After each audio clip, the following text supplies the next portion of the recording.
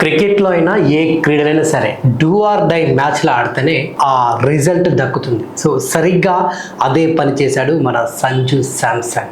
ఇక super 8 match Bharat ఆడితేనే, అది గెలిస్తేనే మనం సెమీస్లో ఎంటర్ అవుతాం. మరి ఆ సమయంలో అటువంటిది సంజు శాంసన్ ఎంట్రీ ఇచ్చాడు. ఇక సూపర్ 8 నుంచి సెమీస్ కు దూసుకెళ్ళిపోయాం. ఆ మ్యాచ్ ఆడడంతో సంజు ఈస్ బ్యాక్ అంటూ ప్రతి ఒక్కరు అదే నినాదాలతో స్టేడియం అంతా హోరెత్తించారు. ఇక నెక్స్ట్ మ్యాచ్ కూడా సంజు మీదనే డిపెండ్ అయి ఉంది ఇండియన్ టీం. సో మళ్ళీ ఇంగ్లాండ్ మీద అదే రాకెట్ ఫార్మెట్, అదే ఫామ్ ని కొనసాగుతూ ఇంగ్లాండ్ మీద కూడా ఊచ కోత కోయించాడు. ఇక సంజు ఇస్ బ్యాక్ అంటూ మరోసారి ఫైనల్లోకి అడుగు పెట్టింది ఇండియన్ టీం. ఇక ఫైనల్లో గెలవాలంటే సంజు నిలబడాల్సిందే అంటూ మళ్ళీ కూడా కంప్లీట్ గా టీం అంతా సంజు మీదనే డిపెండ్ అయిపోయింది.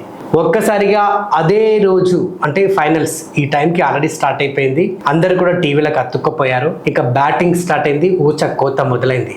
శర్మ డే 1 నుంచి అంటే ఈ యొక్క T20 వరల్డ్ కప్ ప్రతి మ్యాచ్ కూడా పెవిలియన్ దారి పట్టాడు. ఇక ఏదైతే ఆడాలో ఆ మ్యాచ్ ఆడి T20 వరల్డ్ కప్ చరిత్రలోనే ది ఫాస్టెస్ట్ హాఫ్ సెంచరీ చేసి చరిత్ర సృష్టించాడు. ఇక సంజు తోటి చివరి దాకా ఉంటాడనుకున్నాం. అతను ఆడే స్టైల్ అదంతా బాగుంది, వెంటనే పెవిలియన్ కి దారి పట్టాడు. ఆ తర్వాత సంజు మళ్ళీ తన రాకెట్ ఫామ్ ని, మళ్ళీ తన ఊచకోతని మొదలు పెట్టాడు. So end of the day Sanju మళ్ళీ సెంచరీ మిస్ అయినా అంటే అక్కడ బాధపడాలా, గెలిచామని ఆనందపడాలా అర్థం కావట్లే. కానీ మొత్తానికి సంజు అయితే స్మైల్ ఇచ్చుకుంటూ అవుట్ అయినాక కూడా అలాగే వెళ్ళిపోయాడు. సో మొత్తానికి ఆస్ట్రేలియా టూర్ లో ప్లేస్ దక్కని సంజుకి, తర్వాత న్యూజిలాండ్ టూర్ లో ప్లేస్ దక్కింది. న్యూజిలాండ్ లో ప్లేస్ దక్కినప్పటికీ కూడా అక్కడ కూడా అతను ఆడలేకపోయాడు. ఆ తర్వాత ఇటు శుభ్మన్ గిల్ రావడంతో బాటిల్లు అందించడం, సో ఇదే సరిపోయింది. ఇక ఎక్కడైనా కూడా తన చోటుని దక్కించుకోవడంలో విఫలం కాలేదు.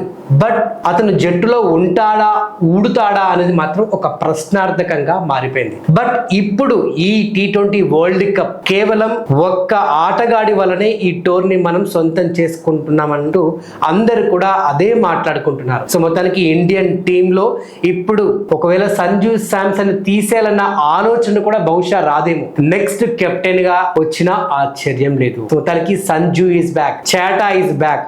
మొత్తానికి కేరళ రాష్ట్రమే కాదు, ఒక్కసారిగా ప్రపంచాన్ని T20 వరల్డ్ కప్ సంజు ఏంటో గుర్తు చేశాడు. నిజంగా that is Sanju, is the hero, is the man. అసలు ఇక ఆయనకు నాకు తెలిసి అసలు వర్డ్స్ చెప్పాలంటే కూడా నాకు రావట్లేవు, అంత పెద్ద ఘనత సాధించాడు. సో నిజంగా సంజుని ఎంత మెచ్చుకున్నా తక్కువే, అసలు ఎంత పొగిడినా తక్కువే. That is Indian cricketer Sanju Samson.